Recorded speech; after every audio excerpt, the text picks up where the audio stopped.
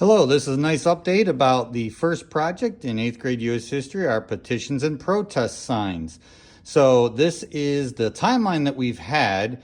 Where is the directions for the assignment? In your child's unit guide, Unit 2, digitally, if you want to see it if they don't have it, you scroll down to where it says Activity 5, Petitions, Protest Signs.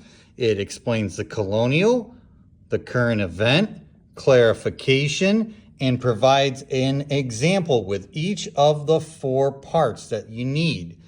The first 2 parts are really short. The third part is where your kids should have at least 4 to 6 sentences of good fact-supported explanation and then a signature. So it's really not that long of a writing sample.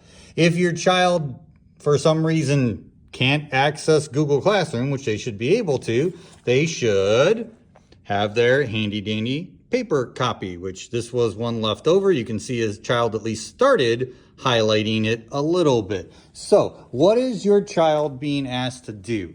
We are covering the colonies protesting against British wrongs. So they should create a petition and a protest sign against something the colonies would have been upset about that Britain was doing.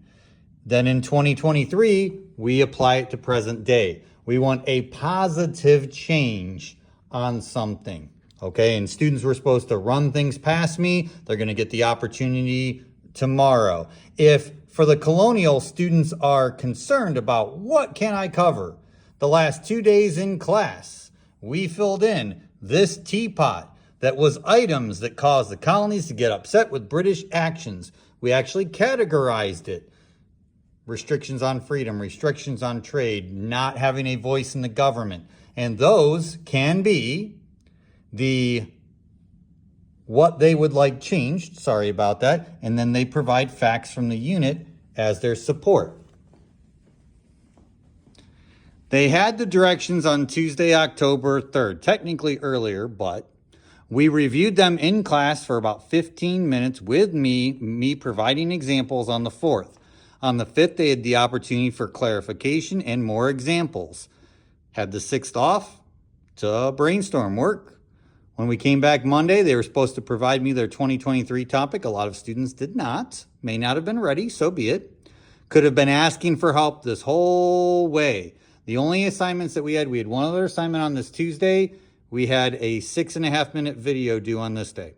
So there's been little to no outside of class. Forgive me. On Monday, test corrections were due. So hopefully your child also did that. The last 2 days in class, we've finished covering up all of the information that they would need to use to write their colonial petition. Tomorrow, they're going to have at least 30 minutes of work time, and possibly longer, to write the petitions. I will be walking around trying to touch base with every single student. If they have stuff started, I can help. If they don't, I'm not going to be able to help as much. I'm also once again offering my services from 2:20 to 3 o'clock for additional help. We're off Friday, non-holiday, day to work. On Monday, we come in. They'll have their short cycle. They have 20 minutes to finish clarifying, not to write it, but to double check spelling, to add more proper nouns, things like that, and to print it. Then the printed petitions and the signs are all due Tuesday, October 17th. Students were looking at my example today of a clarified petition, and I encourage them to write it like this. Who you sending it to? Dear so-and-so. Put a space. That way you know you've done step 1. Step 2, what do you want them to change? Specifically, Dear King George III and Parliament. We believe that the American British colonists should have a voice in the laws and taxes that Parliament is creating. Boom. Done. 1 sentence. Space.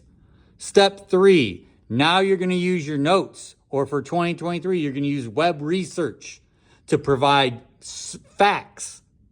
2 facts for sure. And then you explain how those facts should make this person want to change.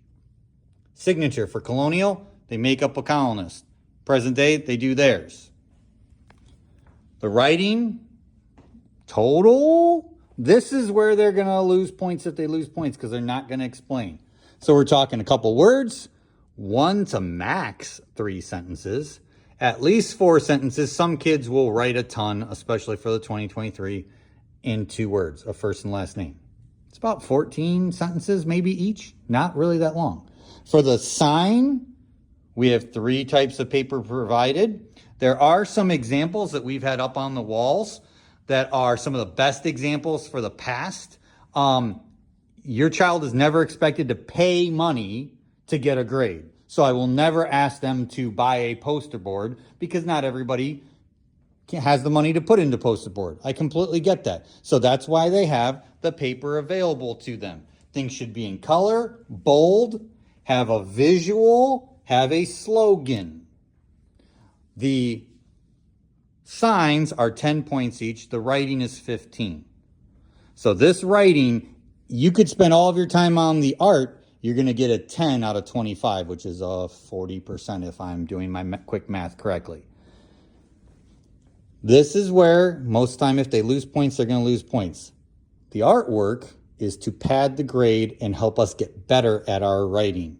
They've had plenty of time. They're going to have some time to ask me tomorrow. I hope that this video has helped, has provided at least an understanding of how long we've had and what support has been provided. They've also had flex every single day.